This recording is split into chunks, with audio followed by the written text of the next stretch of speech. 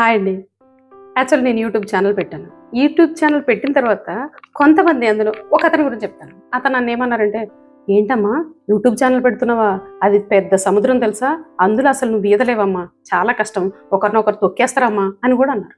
Yes. అతనికి నేను చాలా థ్యాంక్స్ అనే చెప్పాను. ఎందుకు అంటే యూట్యూబ్‌ని సముద్రంతోనే పోల్చారు అతను. బావితో పోల్చలేదు. బావితో పోలిస్తే ఏముంటదంటే అందులో కప్పలు మాత్రమే ఉంటాయి. అదే సముద్రంతో పోల్చారు కాబట్టి సముద్రంలో ఎన్ని చేపలు ఉంటాయండి? ఎన్ని తిమింగలాలు ఉంటాయి?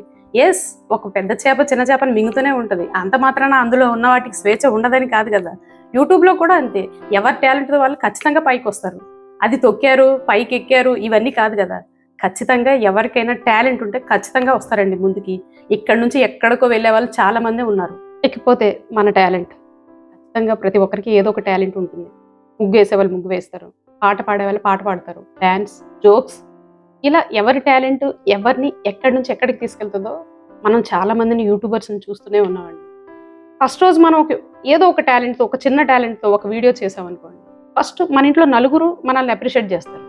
తర్వాత మన ఫ్రెండ్స్ నలుగురు అప్రిషియేట్ చేస్తారు. 8 మంది. తర్వాత వాళ్ళే ఇంకొంతమందికి షేర్ చేస్తారు. అట్లా పెరుగుతూ ఉంటుంది. దానికి మనం ఇంకా పెరగలేదే, లేకపోతే ఇంకా ఎవరు చూస్తలేరే అని కూడా మనం అనుకోవాల్సిన అవసరం లేదు. ఎందుకంటే మన టాలెంట్ ఏందన్నది మనకు కూడా తెలుసు.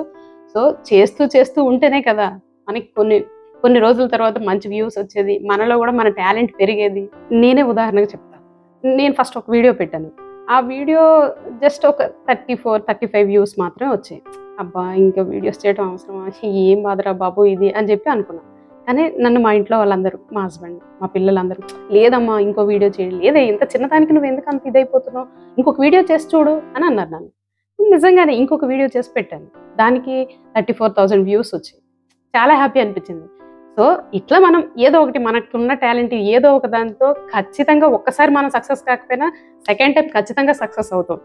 సో, మీరందరూ కూడా మంచిగా ఇంట్లో ఖాళీ టైం దొరికినప్పుడు పిల్లలు స్కూల్‌కెళ్ళిన తర్వాత, హస్బెండ్ ఆఫీస్‌కెళ్ళిన తర్వాత మనం ఏం చేస్తామండి ఇంట్లో?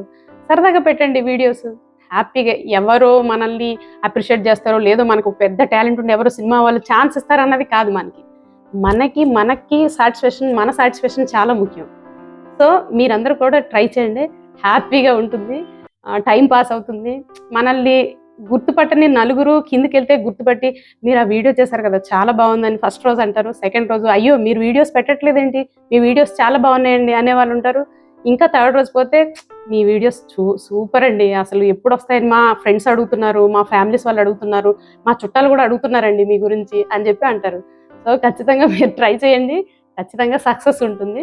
నెక్స్ట్ వీడియోతో మళ్ళీ కలుద్దాం.